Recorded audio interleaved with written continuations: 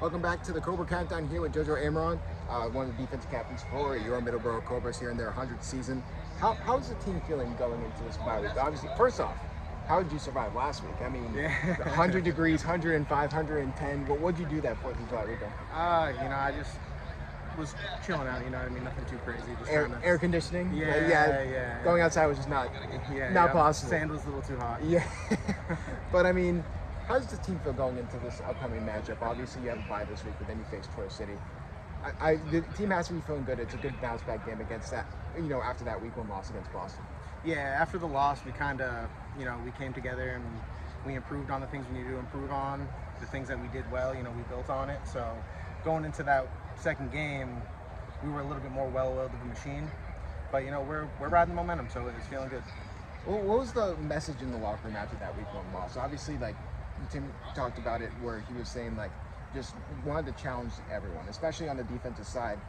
In that second half, you guys were definitely playing lights out, and it seems like a more even matchup. What was that message going into week 2? Going into week 2, he definitely wanted us to start faster. We came out a little bit flat, and you get punched in the face right off the first play, and it's hard to get back into a game like that.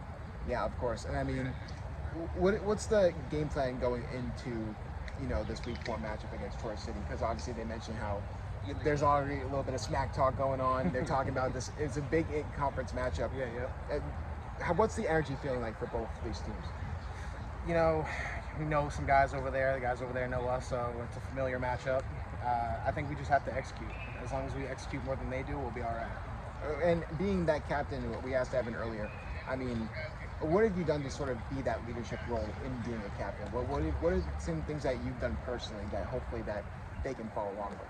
I try to lead by example, you know what I mean? Work really hard when we're out here. We only have a certain amount of time every week, and we got to take advantage of it. So when I'm out here, I'm doing the best I can to improve. And I try to lead by example so everybody else can see that. Yeah, we asked him about it earlier, but is there anyone that you've seen, that has really stepped up on the defensive side that has sort of either a late person or someone that really you didn't see much in practice that all of a sudden became a main key part of that defense? I would say the biggest surprise to me has been Joe Amaral. He plays outside linebacker, and he's absolutely lights out through the first 2 games. Even that first game that we lost, he was playing great out of his mind, and he just built upon that going into week 2. So Joe Amaral for sure.